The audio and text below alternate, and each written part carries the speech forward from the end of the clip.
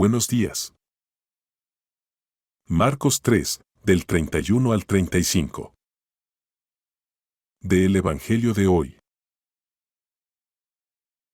En eso llegaron la madre y los hermanos de Jesús. Se quedaron afuera y enviaron a alguien a llamarlo, pues había mucha gente sentada alrededor de él. Los que estaban con él le dijeron: Mira, tu madre y tus hermanos están afuera y te buscan. Jesús les respondió: ¿Quiénes son mi madre y mis hermanos?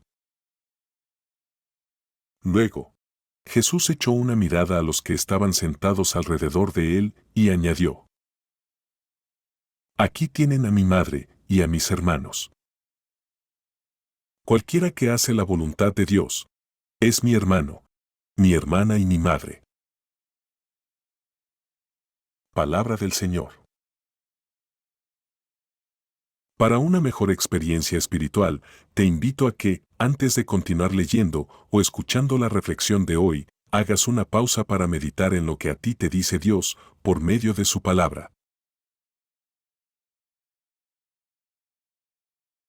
La reflexión de hoy.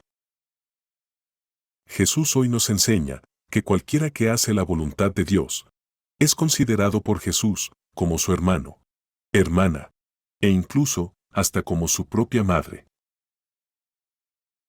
Así pues, que tenemos que entender y aceptar que hacer la voluntad de Dios es lo que nos puede dar la facultad de ser considerado por Jesús como su hermano y, por lo tanto, como hija o hijo de papá. Esto, hacer la voluntad de Dios, y no alguna otra cosa que podríamos llegar a querer, o alguna otra cosa que quisiéramos creer, es lo único que nos convierte en verdaderas hijas, en verdaderos hijos de papá y, en consecuencia, herederos del reino que nos tiene prometido. Y entonces, tenemos también que entender y comprender a lo que Jesús se refiere con hacer la voluntad de Dios.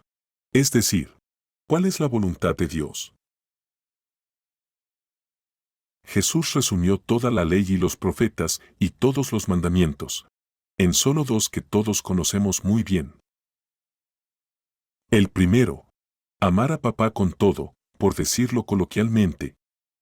Y, el segundo, amar a mi prójimo en la misma medida que me amo a mí mismo, tratando de no odiar a mi prójimo, como a veces me odio a mí mismo. No hay mayores restricciones. No hay más requisitos que cumplir.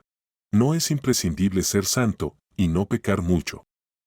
Tampoco es imprescindible ir a misa o a la celebración de parroquias o templos a diario. Y tantas otras cosas que podríamos llegar a querer.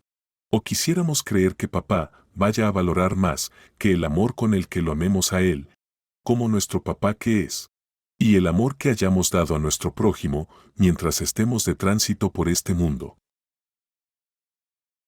Pablo nos enseña que seremos juzgados en el amor. Y Agustín escribió: ama y haz lo que quieras. Y, de eso se trata. Porque cuando una persona ama, verdaderamente ama, le es muy difícil odiar, verdaderamente odiar. Podrá enojarse, pero el amor en su corazón la llevará a perdonar y pedir perdón lo antes posible.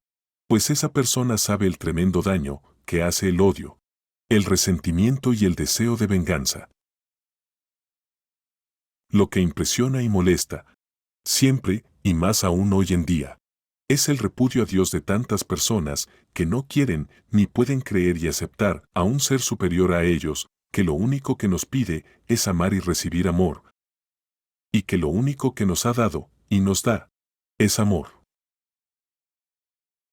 Que tengas un hermoso día en el que te goces haciendo la voluntad de Dios, porque, además de que serás considerado como verdadera hija e hijo de Dios.